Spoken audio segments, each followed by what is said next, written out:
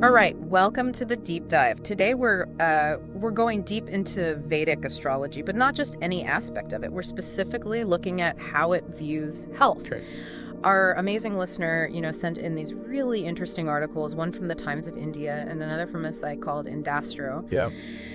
And I gotta say, I'm excited to get into this, understanding how this ancient system tackles well-being, what its core principles are. That's what we're aiming for today. Absolutely. And these articles give us a great starting point. They break down how Vedic astrology uses your birth chart. You may also know it as a kundli. Right, It's basically like a map of the sky at the exact time you were born. Okay. And it shows where all the planets were at that moment. Oh.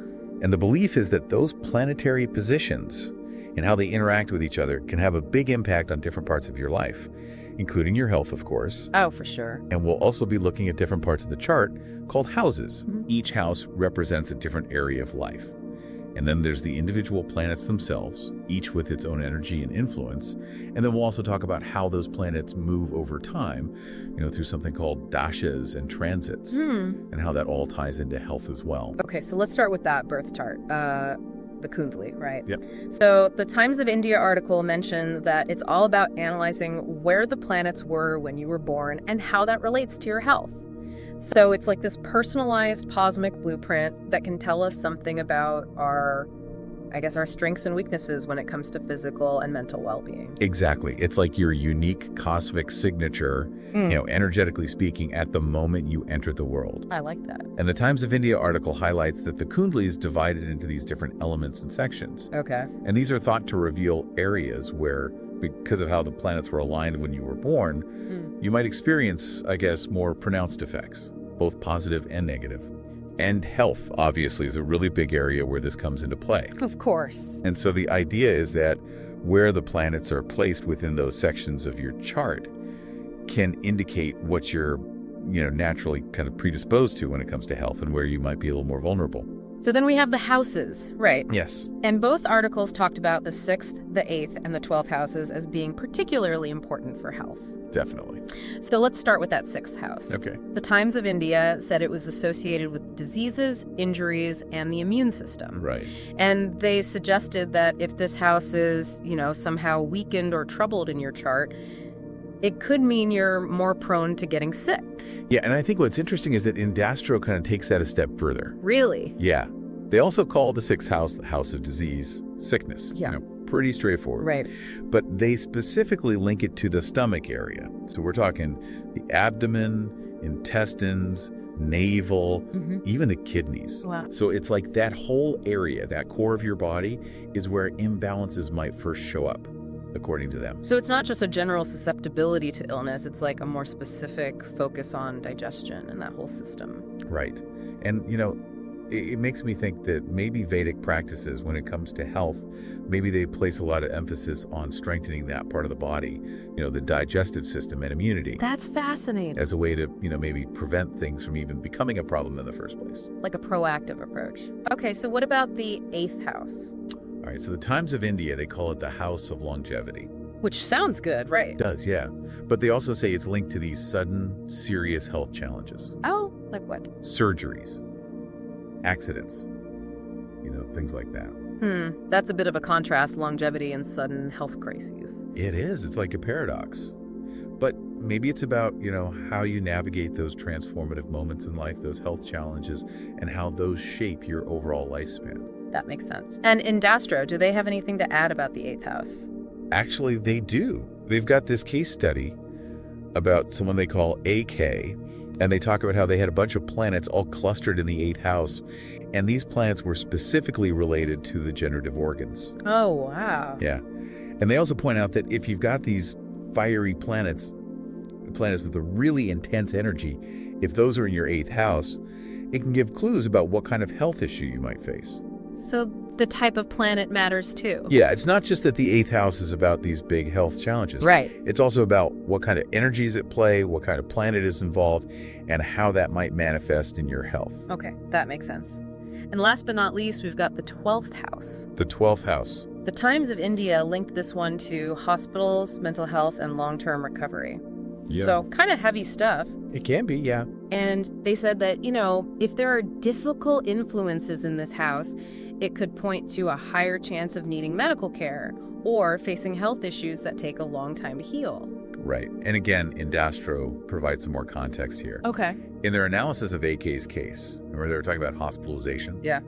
Well, they point out that AK's Lanya Lord, that's the planet that rules the zodiac sign that was rising in the east when they were born, was Saturn. Okay. And Saturn was also the lord of the 12th house. Oh, so double trouble. Well, kind of. Yeah. Just shows how different houses can interact in the chart and how one planet can be associated with multiple areas of life. Right, like a domino effect almost. Yeah, exactly. So in AK's case, that Saturn, as the Lanya Lord, was sort of contributing to the problem because it was also connected to the 12th house of hospitalization. Gotcha. So it's not just about looking at each house in isolation. No, not at all. It's about understanding the whole chart, the whole picture, and how all these pieces fit together. Okay, so we've talked about these 3 major houses for health. Yep. Now let's move on to the planets themselves. Sounds good. Because both articles talked about how each planet is believed to govern specific body parts and systems. Right. So, for example, the Times of India said that the sun rules the heart, eyes, and your overall vitality. Yeah, and Indastro goes into more detail about the sun's influence. They say it rules the stomach, bones, the right eye specifically. Oh, so there's a right eye and a left eye planet. Apparently so. Okay. So the sun also rules the heart, the skin, the belly, the head, and just your basic physical constitution. Wow. And they even list potential problems that might come up if the sun's energy is out of whack. Like what? Well, they mention potential problems with the right eye, high fever, and diseases of the heart, stomach, and skin. So yeah, pretty important planet for health. Definitely. What about the moon? The moon. The Times of India, they linked it to mental health and emotions. Right. But Indastro gives a much longer list. Okay, hit me with it. All right, so the moon is linked to the heart, the lungs, the mind, blood, the left eye this time. There it is. The breasts, the alimentary canal, that's basically your digestive system, Okay. and the balance of water in your body, intestines, lymph, and kidneys. Wow, that is a lot. It is. And then they also talk about potential problems if the moon's energy is imbalanced. Things like heart and lung issues, problems with the left eye, and sleep disturbances. So very much about that mind-body connection. Exactly. How your emotional state and your physical health are really intertwined. I like it. Okay, what about Mars? All right, so Mars. The Times of India said it represents our energy and governs the blood and muscles. Makes sense. Right? But Indastro adds to that list.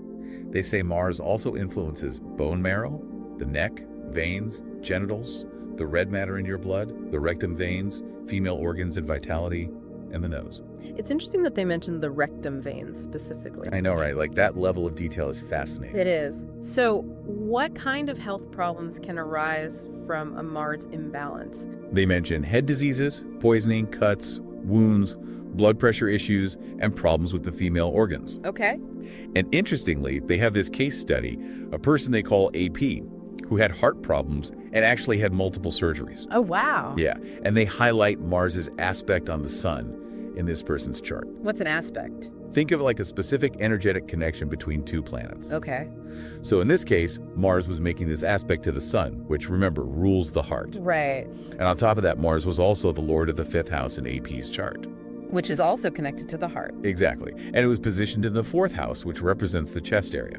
So Mars was really prominent in that area of their chart. It was. And they linked that to the heart problems that this person experienced. Fascinating. Okay, so what about Saturn? Saturn. The Times of India article, they said it's associated with chronic illnesses, bone problems, and the aging process in general. Okay. But, as you might expect, Indastro provides more specifics. Let's hear it. They say Saturn rules the legs, joint bones, muscles, limbs, teeth, skin, hair, knees, ears, and the spleen. Wow. Yeah, it's a lot. And they talk about potential weaknesses, bone issues, skin problems, rheumatic pain. So really those more long-term chronic type conditions. Yeah, exactly. And I remember seeing Saturn mentioned a lot in those Indastro case studies too. You're right. They talk about Saturn being the Lanya Lord in AK's case. Right. And then in RB's case, they say Saturn was the 8th Lord and was making an aspect to the 7th house, which they relate to kidney problems. So it seems like Saturn's influence can really point to some specific health challenges. It can. Yeah. And it often has to do with those more structural long-term health issues. I see. Okay, so we've talked about the individual planets. But the Times of India also mentioned that it's not just about what each planet rules, it's also about how they relate to each other. Absolutely. They said that if planets have unfavorable alignments, like if they're clashing energetically, that can indicate potential health problems. Right. And they gave the example of Saturn and the Moon in conflict, possibly leading to stress-related issues. Yeah, that makes sense. The moon rules the mind and emotions, and Saturn can bring a lot of pressure and heaviness. Right. So they're not getting along in the chart. It could definitely show up as stress and anxiety. Interesting. Okay, so it's not just about each planet on its own. No, it's about the whole interplay between them, the whole energy dynamic of the chart. Got it. So what about those dashas and transits we mentioned earlier? Right, so the Times of India touched on those briefly. They did. They said something about planetary periods or dashas and how those can influence our health. Yeah. And also the movement of planets over time, the transits. Exactly. And they even gave an example. They said if someone is going through a Mars dasha, that's a period of time ruled by Mars, and Mars happens to be weak or poorly placed in their chart, it could make them more susceptible to injuries. Yeah. And Indastro really backs this up. They say that the dasha system, which is basically the system that outlines these planetary periods and the study of transits, looking at where the planets are right now in the sky compared to where they were when you were born. Those two things together can actually reveal the timing and the duration of diseases. So it's not just about the potential for health problems, it's also about when those problems might show up. Yeah, exactly. And I think that's really valuable information to have.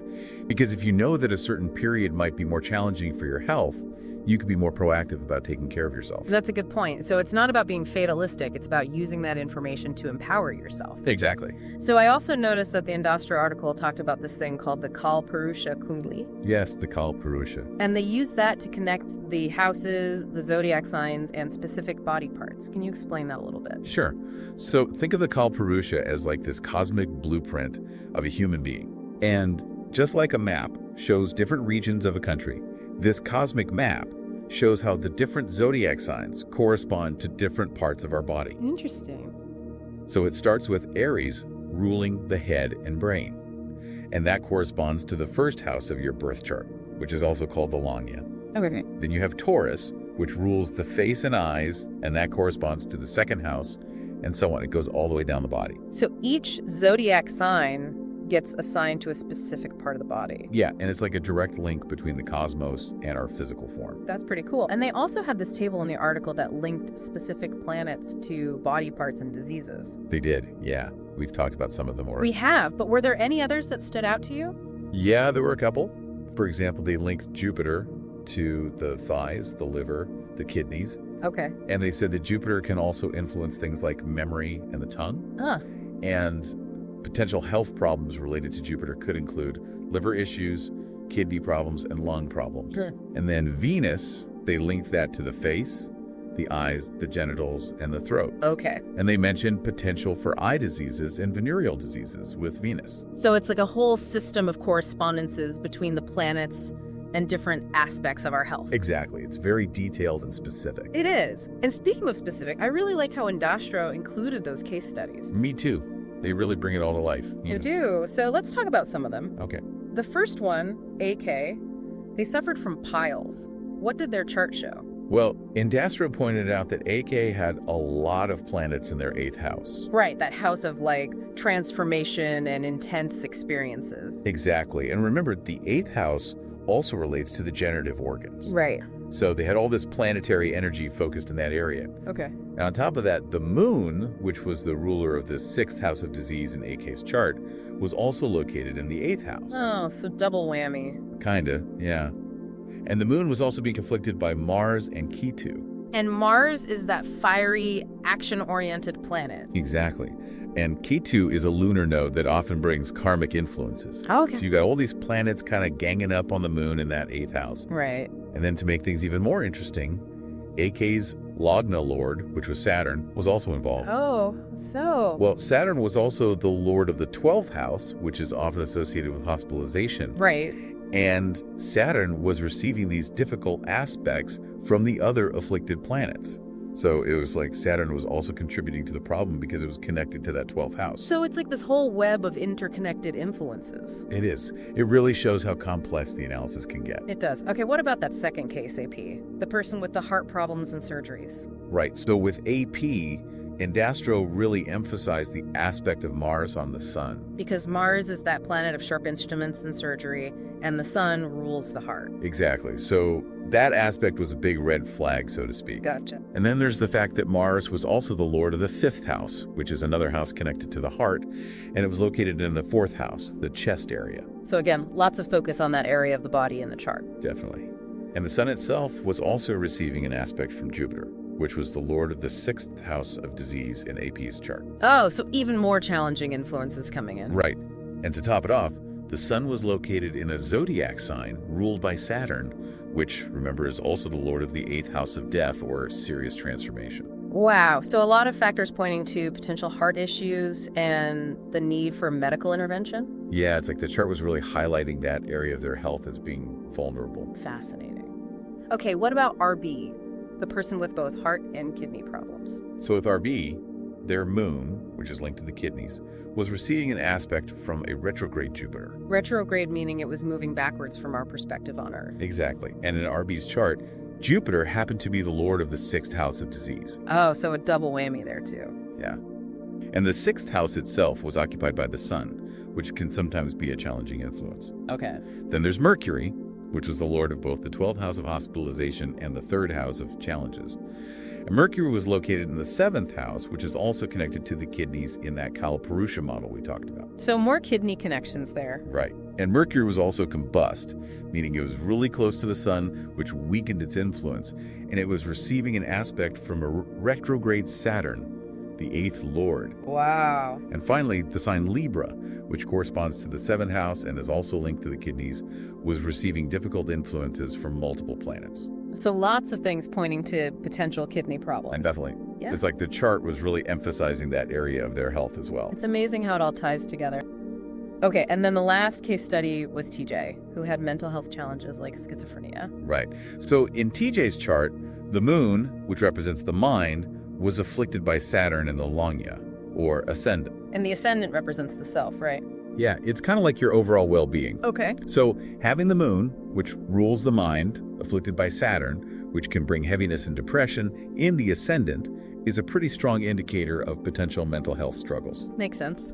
And then there's the fact that the Loggia lord, Venus, was hanging out with Mercury, who was the 12th house lord, and Mars. That doesn't sound good. No, not really. The 12th house is often associated with mental institutions or isolation, and Mars is that planet of intense energy. Right. So, having all those influences combined with the moon being afflicted in the ascendant paints a pretty clear picture of potential mental health difficulties. Wow, it's fascinating how they can see all that in the chart. It is.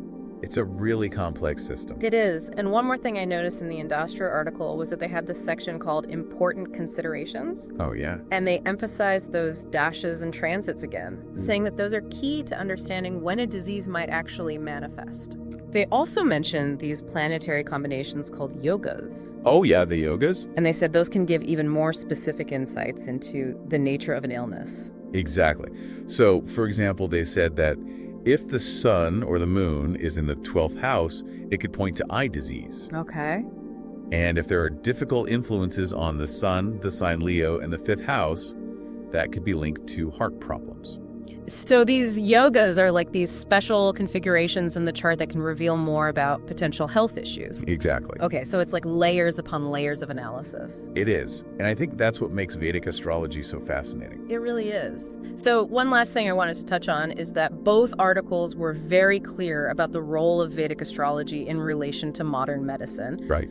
The Times of India, I think, put it best when they said that it's not a replacement for medical advice. Definitely not. But it can be a helpful tool for identifying potential vulnerabilities early on. Yeah, it's like getting a heads up, you know? Exactly. So you can be more proactive about prevention, making lifestyle changes, or seeking treatment if needed. And Indastro really echoed that sentiment. They said that a skilled Vedic astrologer can often pinpoint which systems or organs might be more vulnerable in a person's body based on their chart. Wow. Even if they can't give a specific medical diagnosis, they can say, hey, your heart might be a little weaker, or your kidneys might need extra attention. That's pretty amazing. It is. It's like having this extra layer of insight into your health. So it's not about replacing doctors or modern medicine. No, not at all. It's about using Vedic astrology as a complementary tool. Exactly. Okay, and then Indastro also talked about the main factors that shape our overall health and how we maintain it. Right. They said that your rising sign, that's the ascendant, and the planet that rules it, along with the sun and the moon, those are crucial for understanding your basic constitution and your tendencies when it comes to health. Yeah, it's like the foundation of your health blueprint. I like that. And they also said that the patterns in that dasha system can show when you might be more likely to experience illness and how you generally handle health challenges. Right. So it's like, okay, here's your basic health setup, and then here's how things might unfold over time. So it's a really comprehensive system. It is. So to wrap up our deep dive today, Vedic astrology offers this incredibly detailed and nuanced way of understanding potential health challenges. It starts with that birth chart, analyzes the planets in the houses, looks at their relationships, and also factors in time through dashas and transits. It's definitely a unique and ancient perspective on well-being. It really is.